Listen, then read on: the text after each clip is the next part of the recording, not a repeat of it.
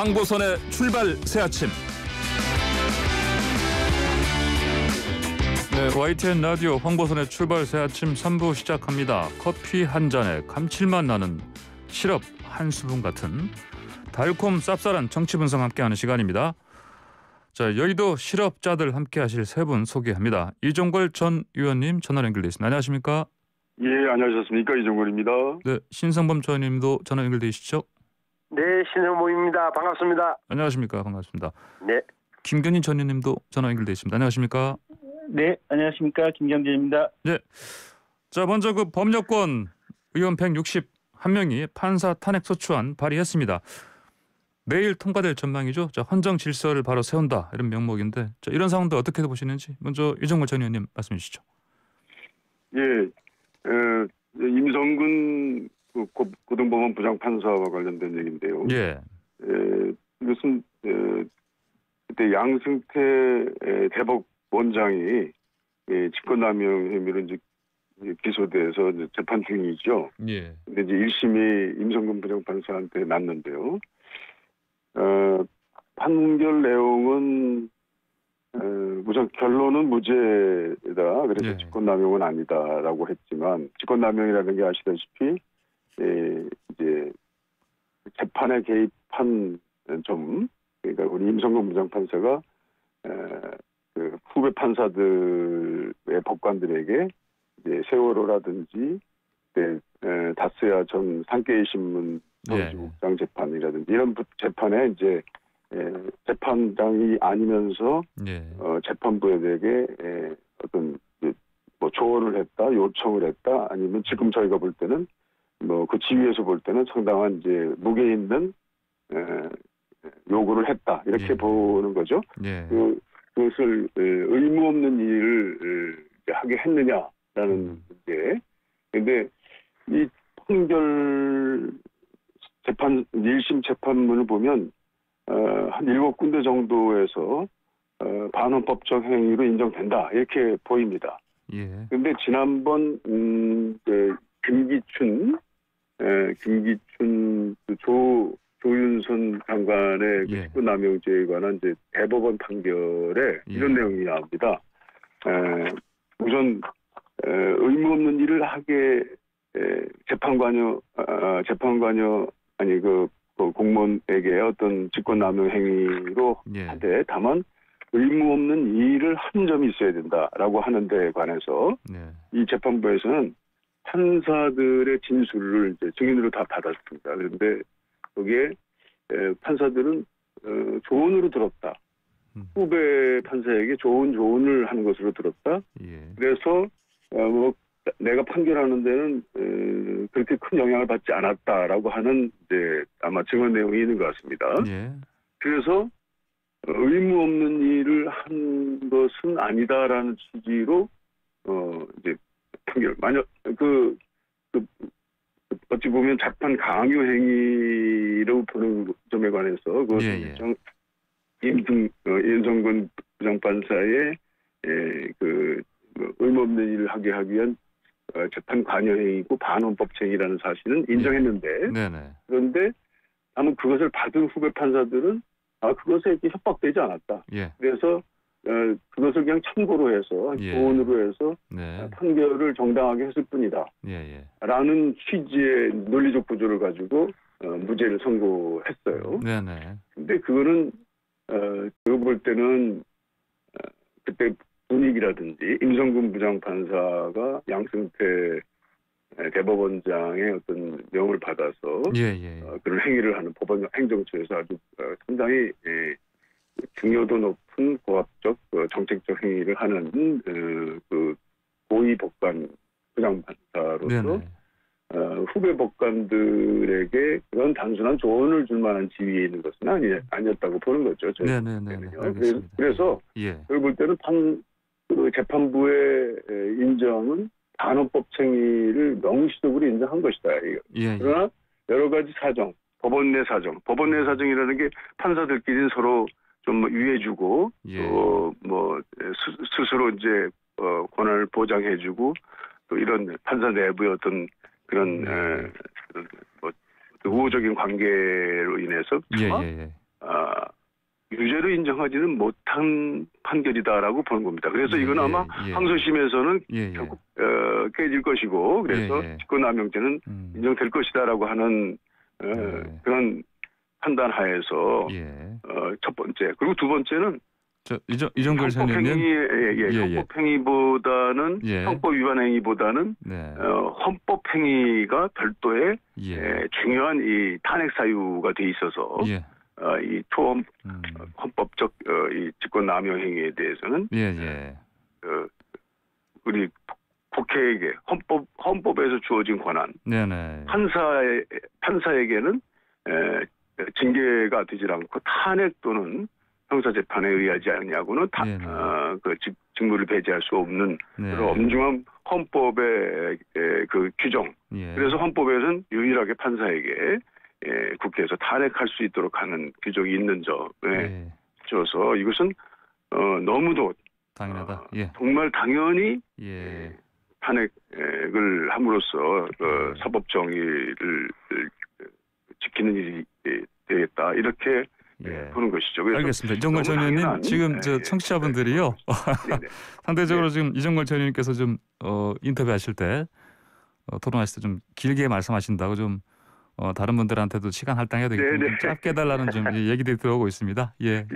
알겠습니다. 다음으로 그 신선범 전 의원님.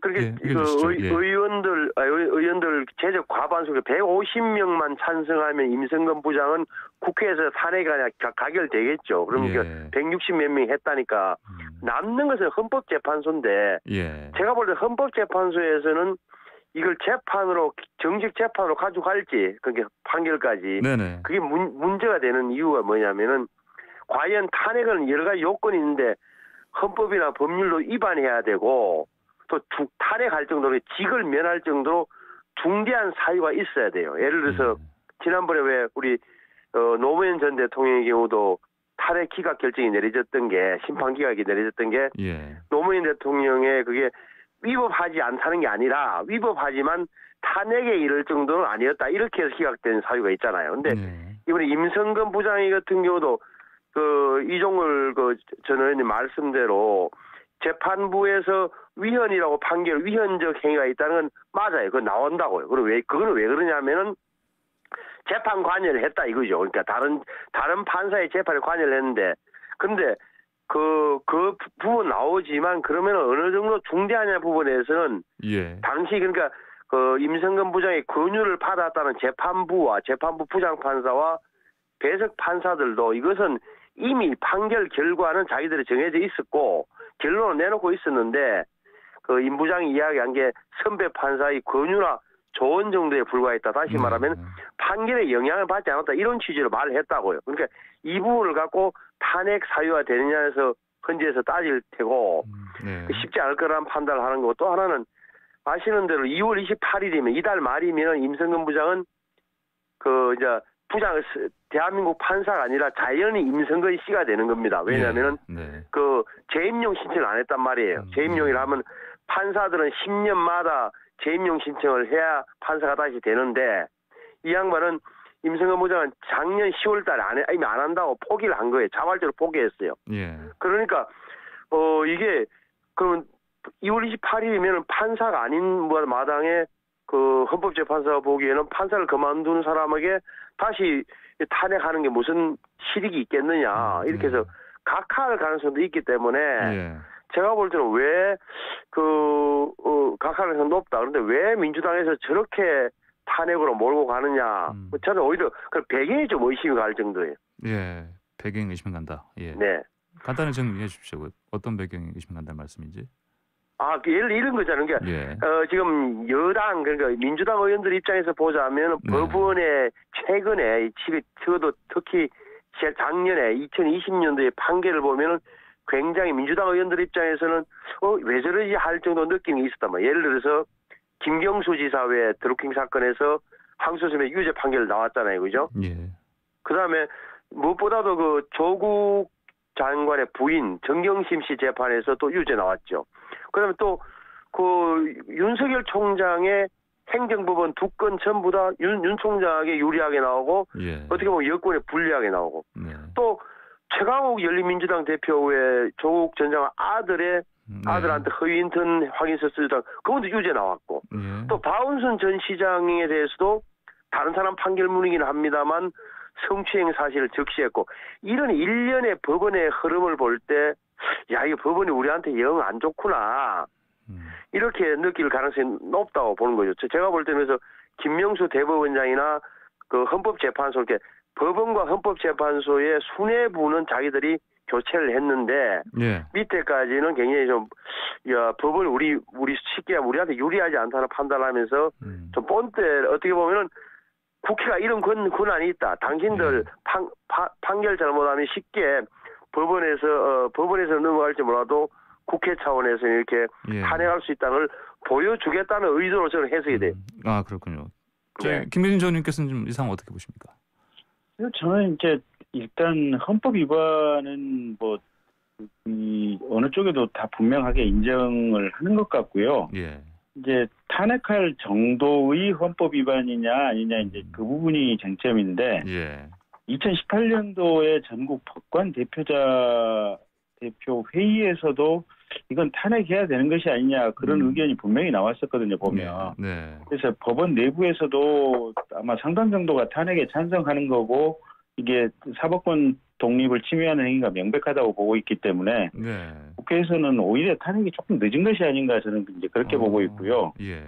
다만 이제 신성범 의원께서 말씀하신 대로 이게 임기가 2월 28일자로 이제 끝나는데 그러면 헌재에서 그 전에 이제 신속하게 심리를 할 것인지 또는 2월 28일날 임기가 끝나버리면 이 탄핵 재판을 이게 각하를 할 것인지 아니면 보수적인 어떤 효과 때문에 계속해서 진행을 할 것인지 이 부분이 쟁점이긴 한데 어쨌든 국회에서 탄핵 소추 의결을 하는 것은 저는 틀리지 않았고 이게 맞다라고 생각을 합니다. 맞지만은 시점이 좀 늦었다 이렇게 보시는군요. 네, 그렇습니다. 알겠습니다. 근데 제가 볼 때는요, 이것은 판결을 잘못한 판사에다가 초점을 맞춘 것이 아니고요. 오히려 판결한 판사가 내린 그 헌법 위반이라고 하는 명백한 뜻 그것에 따라서 헌법상의 탄핵을 소추하는 것입니다. 그러니까 그 판결 판사도 헌법 위반은 맞다. 그러나 이런 행위에 의해서 형법 위반이 아니기 때문에 죄가 없다 이렇게 된 거거든요. 그러니까 그러나 형법 위반과 헌법 위반 사이에 저는 두 개의 그 명백한 이제 아주 중대한 법률 위반과 헌법 위반이 이렇게 해석상 인정되고 있습니다만 헌법 위반이 아니라 하더라도 헌법 위반인 경우에는 탄핵 소추를 할 수 있다라고 하는 것이죠. 그래서 그렇기 때문에 이거는 판결에 대한 압박이 아니고 판결을 오히려 잘못하게 만들려고 하는 외부자의 물론 임성근 판사는 판사이지만 그때 당시에는 판결한 판사가 아니라 판결을 방해하고 직권으로 인해서 판결을 오히려 잘못 만들게 한 오히려 사실상의 그 판결한 판사가 피해자인 사법 독립의 침해를 받을 수 있는 침해자였던 점 이런 위험성에 대해서 탄핵 소추를 하는 것이다 이렇게 보는 것입니다. 알겠습니다. 이정걸 장관님께서 이게 이제 어떤 판결에 대한 게 아니다. 한마디로 보니까 야당에서 주장하는 그 법관 길들이기도 아니다 이런 말씀이신데 신성문 전 의원님께서는 어떻게? 이게 이제 이 판결이 이게 임성근 부장이 위헌적 행위를 했는데 직권 남용은 아니다 판결이 나온 게 판결 1심 판결이 내려진 게 작년 2020년 2월 판결로 제가 기억합니다. 그러니까 지금부터 거의 1년 전이잖아요. 1년 전. 근데 그때 그러니까 만약에 문제가 있었다면 여당에서 그러니까 그때 좀 탄핵을 추진하든지 했어야 되는데 왜 지금까지 가만히 있었냐 제 말은 근데 이야기를 들어보니까 어디에서는 그 탄핵을 추진했던 이탄희 의원이 아파서 그렇게 공황장애 때문에 약간의 의정현에 공백이 있어서 못했다는 신문기사를 본 적이 있습니다만 이상하다. 1년 전에 나온 판결을 하고 지금 와서 다시 문제 삼는 것. 그리고 아까 제가 말씀드렸던 작년에 여러 가지의 법원 판결이 어찌됐건 여권에 불리하게 나온 데 대한 불안 또는 불만이 팽배했던 요인이 제가 볼 때는 이번에 탄핵을 추진한 거 아니냐. 자꾸 저는 이제 의심할 수밖에 없다는 거고 제가 볼 때 일정한 또 근거도 갖고 있는 것 같아요. 예. 자, 그 과정에서요. 지금 이제 1심 판결은 났지만 또 항소심이 지지부진하거든요. 아직 항소심 판결은 나지도 않은 상태이고요. 우선 항소심 판결에서 사실상 이것은 형법 위반, 헌법 위반 모두 다 인정될 가능성이 높았던 거라고 좀 보여지는데 이것만큼이나 직권남용이 딱 맞는 행위가 없는 것이죠. 그런데 2심 판결도 그 판결 자체의 그 진행 자체가 너무 지지부진하고 했기 때문에 뭐 이런 여러 가지 종합적인 내용 때문에 반드시 해야 되겠다, 탄핵을 해야 되겠다라는 입장이 당내에서 국회 내에서 강력하게 제기된 것으로 알고 있습니다. 예, 자 주호영 국민의힘 원내대표가 김명수 대법원장의 탄핵 소추안 발의하겠다 이렇게 얘기했습니다. 맞불 대응이죠? 이 상황은 어떻게 보십니까? 먼저 김경진 전 의원께서 좀 말씀해 주시죠. 그러니까 지금 임모 부장판사 같은 경우는 이제 검찰에서 수사도 했고 그다음에 법관 대표자 회의에서도 여러 가지 논의 끝에 이건 헌법 위반 사실이 명백하다고 어떤 헌법 위반 사실의 구체적인 내용이 지금 특정이 돼서 그 부분에 대해서 우리 사회에 어느 정도 총기가 모아졌기 때문에 지금 탄핵을 하는 거고요. 김명수 대법원장 같은 경우는 어떤 사유로 탄핵을 한다는지 그리고 그 사유가 탄핵할 만한 헌법 위반이 명백한 것인지 사실은 그 부분조차도 분명하지가 않거든요. 그래서 조영 원내대표께서 지금 대법원장을 탄핵한다고 하는 것은 사실은 명분이나 사유 자체가 불분명하고 또 그렇기 때문에 이게 국회에서 통과될 가능성도 없기 때문에 이건 그 민주당에서 추진하는 탄핵에 대해서는 정말 맞불놓기 차원에서 탄핵을 추진하는 것이 아닌가 그런 생각이 들어가지고요. 그러면 이게 정치가 너무 그냥 극단적인 대립으로 가고 각각 사안별로 옳고 그름을 판별하지 않는 이런 어떤 흐름의 추세 속에서 나온 것이 아닌가 싶어서 약간 우려되는 측면이 좀 있습니다. 예. 자 다음으로 북한 원전 얘기를 좀 건너보겠습니다. 그 산업부가 그 6장의 문건을 공개했습니다. 그리고 근데 이제 야권에서는 또 문재인 대통령이 김정은 위원장이 해준 USB 전체 공개하라 이렇게 압박하고 있습니다. 그 최재성 정무수석은 안 된다. 그럼에도 불구하고 야당이 만약에 진짜 이거 공개를 원한다면 명운을 걸어라 이렇게 경고했습니다. 이런 상황 어떻게 보시고 계시는지요? 예. 제가 먼저 말씀드릴게요. 예, 김민준. 우선 지금 이제 정무수석께서 이게 야당에게 명운을 걸어라라고 하는 것은 표현 자체가 너무 좀 거친 표현이 아닌가 싶고요. 예. 그 윤영찬 의원 같은 경우는 공개할 수도 있는 거 아니냐, 내부적으로 일단 검토해보겠다 이렇게 지금 표현을 하셨거든요. 예. 그래서 아마 청와대나 여권 내부에서도 이거 검토 여부에 대해서 이제 설왕설래를 하고 있는 것 같고. 그렇게 설왕설래할 정도라면 특별한 비밀이 들어있는 것 같지는 않아요. 예. 그리고 이게 대통령이나 또 정부에서 무슨 불법적인 걸 가지고 북한에 어떤 그 제안을 하거나 뭐 그렇다고 그런 내용은 없는 것 같으니까 저는 공개를 하는 것도 좋다라고 생각을 하고 있고요. 특히 이게 지금 일부 보도를 보면 당시 그 미국 백악관의 볼턴 보좌관에게도 이 USB를 똑같이 줬다는 거 아니겠습니까?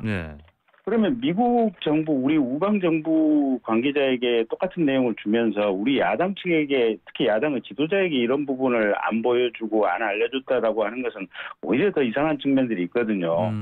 그래서 이제 청와대나 정부 내부에서는 이게 옛날 이제 그 NLL 무슨 대화록 관련처럼 이게 또 다른 어떤 논란이 확산될 그런 우려 때문에 이게 안 보여주는 것이 낫지 않느냐 뭐 이제 이런 생각을 하신 것 같은데. 제가 볼 때는 대북 정책도 가능한 한 투명하게 해야 되고 또 야당과 함께 동의해가면서 하는 것이 옳기 때문에 조금의 논란은 불필요한 논란이 생길 수는 있겠지만 큰 틀에서 보면 이게 공개를 하고 특히 최소한 조금 비공개를 하는 게 낫다 싶으면 야당 대표단의 어떻게 보면 어떤 정치적인 양심을 믿고 그분들에게는 상황을 알려드리는 것이 좋지 않을까 저는 그렇게 보고 있습니다. 공개하는 게 맞겠다 이런 의견이시네요. 대통령 문서이기 때문에 정말 다르게 취급해야 될 문제가 좀 하나 있긴 있습니다. 그래서 그 점도 하나 조심해야 될 것 같고요.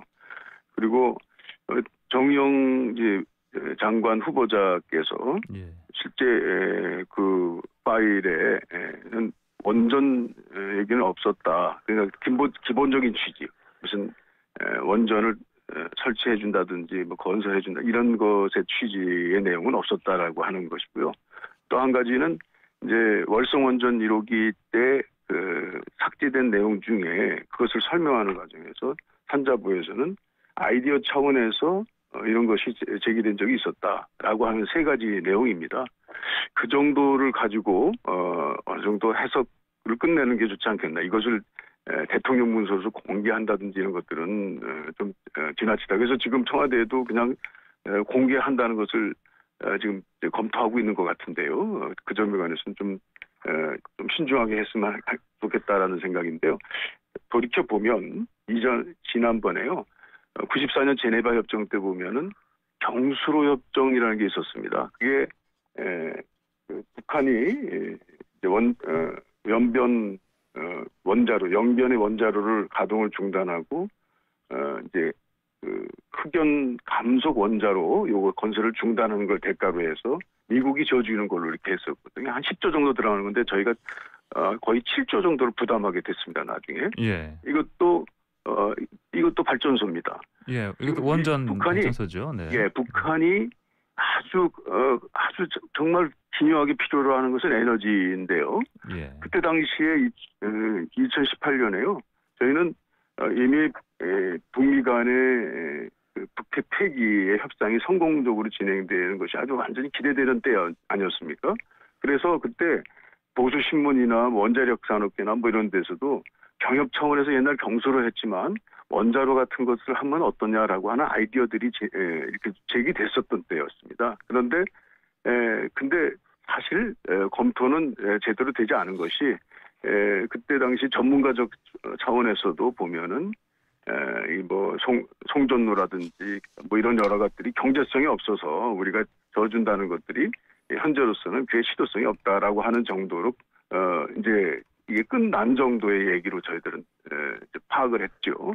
그러니까 이런 정도인데 지금 갑작스럽게 이것을 제기한 것은 저는 볼 때는 뭔가 좀 정책 의도가 있는 것으로 보인다. 정책 의도인데 분위기는 지금 사실은 2018년에 아주 좋게 순조롭게 진행되던 그런 남북 문제와는 다르게 이게 경색된 것은 맞죠.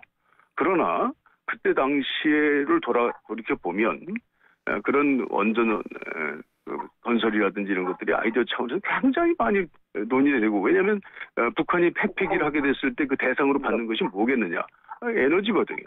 그것을 평화로운 에너지 건설이라든지 이런 것들이 그때는 충분히 논의될 수 있었던 정도의 차원의 수집적인 사실들이다라고 보면 이 정도 가지고 무슨 정치적으로 이렇게 논란을 만든다든지 이런 것들은 그렇게 썩 적절치 않다 이렇게 생각이 드는 거죠.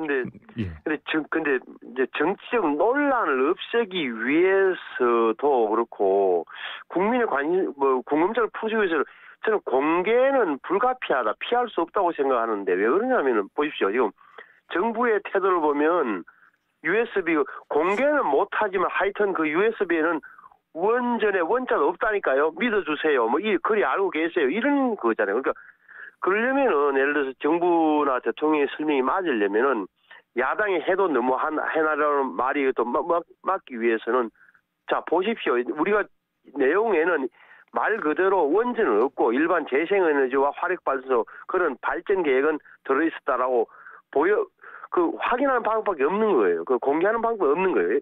입증 책임을 정보가 없는 야당에게 넘기고 야당의 모든 것을 걸면 우리도 공개하겠다고 하는 것은 제가 볼 때는 서로도 안 맞고 논리적으로 맞지 않다. 이게 만약에 국가 간에 적어도 남북 정상 간에 오간 거라서 그냥 막 공개하기가 아주 어렵다면 아까 김경진 전 의원님 말씀 잘하셨죠. 진짜 정보위원이라든지 비밀 취급인가를 갖고 정보위원을 하면 야당 지도부 몇 명에서 보십시오. 이렇게 하는 게 타당한 거다라고 봐요. 거기서 만약에 사실 야당의 주장이 사실이 아니었다면 다시 말하면 비밀리에 원전 지어준 거 아니었다고 나온다면 야당도 우리가 판단 잘못했다. 과잉 반응 보였다. 우리가 좀 성급했다. 이렇게 또 사과하면 되는 거란 말이에요. 근데 저는 이 문제를 다 떠나서 왜 국민들이 안 믿느냐 하는 문제도 저는 이 정부가 잘 생각해야 되는 게 첫째는 정부 말이 더 맞는 측면도 있어요. 예를 들어서 남북한에 뚝딱 이렇게 원자력 발전소 못 지어준다는 건 맞아요. 그런데 아이디어 차원이었다면 왜 산자부 공무원들이 그렇게 새벽에 다 지웠느냐. 또 이상한 무슨 파일명을 했을까라는 대목 하나. 그럼 두 번째는 대통령은 탈원전 하겠다고 하는데 왜 산자부 고위 공무원들은 어찌됐건 북에다가 원전 지어주는 방안을 아이디어 차원에서나마 생각해 냈을까라는 대목 하나. 또 하나는 2019년에 김정은의 신년사에서 김정은이 이 지금까지 안 했던 말, 원자력 발전 노선을 처음으로 이야기했다고요. 이런 게 뭐 연결돼 있지 않는 게 의심을 받기에 충분하다는 거죠. 그러니까 제가 볼 때는. 그래서 명백하진 않다. 그러면 이 모든 걸 밝히는 것은 결국은 산자부에서 공개한 것처럼 청와대에서도 USB의 내용이 적어도 이런 거다라고 공개를 하되 제한적으로 공개하는 어찌됐건 그 절차는 필요하다. 그렇지 않으면 이 정치적 논쟁은 제가 볼 때는 계속될 겁니다. 예, 알겠습니다. 얘기는 여기까지 하고요. 김정인 위원장이 지금 부산에 가서 한일 해저 터널 얘기를 했습니다. 여기에 대해서 또 네. 친일이나 어쩐 얘기 많이 나오고 있는데 여기에 대해서 좀 얘기를 좀 먼저 김 의원께서 말씀해 주시죠. 김은희 전 의원께서. 예. 지금 해저 터널 문제는 사실은 이제 그 전에 이제 노태우 대통령도 언급을 하셨다고 그러고 노무현 대통령이나 김대중 대통령도 아이디어 차원에서 각각 지금 언급을 하셨었던 적이 있기 때문에 이게 무슨 정파적인 문제는 아닌 것 같고요. 예. 다만 이제 비용 대비 현실화의 문제 이런 측면의 성격이 강한 것 같고 이 비용 대비 현실화의 측면이 구체적으로 밝혀진 바는 아니기 때문에 사실은 김종인 비대위원장의 말씀도 아이디어 차원에서 얘기했다. 이제 저는 이렇게 보고 있고요. 예. 이 얘기가 나오게 된 이제 본질이 이제 출발점이 가덕도 신공항 문제 아니겠습니까? 그런데 예. 가덕도 신공항과 관련해 가지고는 한 10몇 년 동안을 보수 정부, 진보 정부를 왔다 갔다 하면서 결국은 수없이 많은 논란 끝에 전문가 집단의 여러 번의 어떤 평가와 검토 끝에 김해 신공항을 확장해서 쓰는 것이 맞다라고 하는 결론이 내려진 건데 이번 사실은 민주당 정부에서 이걸 인위적으로 뒤엎으면서 결국은 가덕도 신공항 추진으로 갔고 이게 부산 경남 시민들의 어떤 정서나 바램하고 맞아떨어지면서 지금 일종의 파퓰리즘화된 측면이 분명히 있거든요. 예. 그래서 그 원천적인 원죄의 출발점은 사실은 민주당에 있는 거고 그러다 보니까 현지 부산시장 선거에서 조금 밀리고 있는 국민의힘 쪽에서 이제 가덕도 신공항 함께 적극적으로 추진하겠다고 나오면서 예. 거기에 덧붙여서 지금 해저터널 얘기도 나온 것 같은데 이게 선거 때만 되면 어떤 재원이라든지 큰 틀의 어떤 국가의 장기 발전 비전하고 상관없이 포퓰리즘 경쟁을 한다라는 이런 측면들이 있다 보니까 사실은 그런 전체적인 맥락과 흐름이 조금 우려되는 측면이 있다. 저는 그렇게 보고 있습니다. 예, 알겠습니다. 신 의원님과 이 의원님도요. 지금 시간이 다 돼가지고 1분씩만 좀 짧게 말씀해 주십시오. 짧게 말씀드릴게요. 그러니까 김경인 의원이 상황 판단이 정확해요. 저 부분은 그러니까 다만 이제 국민의힘 입장에서는 민주당이 워낙 선제적으로 가덕도 공항을 해주겠다라고 하니까 따라갔는데 김종인 위원장이 드디어 내려가서 두 개를 더 한 거예요. 플러스 알파가 아니라 플러스 2를 한 거죠. 그러니까 가덕도 신공항 특별법은 적극 지지한다. 이렇게 여당과 함께 하겠다는 거고 하나가 뭐냐면 또 말씀하신 대로 한일 해저터널을 뚫겠다는 거 하나. 두 번째가 또 부산 아예 부산 금융도시 특별법을 만들어서 금융도시를 만들겠다. 물류 유통 이런 걸 만들겠다는 두 개를 말씀하신 거죠. 근데 이게 제가 볼 때는 해저터널 문제는 부산 시민들의 입장에서 보자면 이것은 현실적으로 가능하냐, 언제쯤 되느냐, 재원이 몇십조 드느냐 이런 문제보다는 부산 시민들 입장에서는 어느 정당이 적어도 부산의 미래, 부산의 경제 발전에 대해서 적극적 의지를 갖고 있느냐로 받아들일 거다. 그 대목에서는 김종인 위원장의 제가 처방이 현실성을 떠나서 정치적 처방은 저는 맞다고 봐요.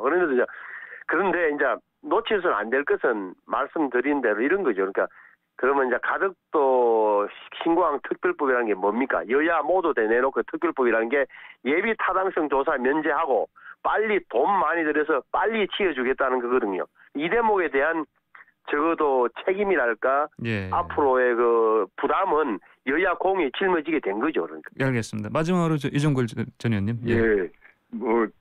다 일원이 폐지하고 김종인 위원장께서 한일 해저 터널에 대해서 무슨 특별한 신념이 계셨던 것도 아닌데 갑자기 나온 것은 어떻게 보면 가덕도 신공항이 이번 재보선 과정에서 굉장히 중요한 화두가 됐는데 그 화두의 시작을 이제 여당에게 뺏겼던 거죠. 그래서 뺏긴 것을 뭔가 좀 만회하고 또 어떤 논점을 좀 전환시키는 방법으로 이것을 말씀하신 것 같습니다. 예. 선거 때는 항상 이런 일들이 있죠. 네, 알겠습니다. 자, 세 분 말씀 오늘 여기까지 듣겠습니다. 감사합니다. 감사합니다. 네, 지금까지 이용걸, 신성범, 김경진 전 의원과 함께했습니다.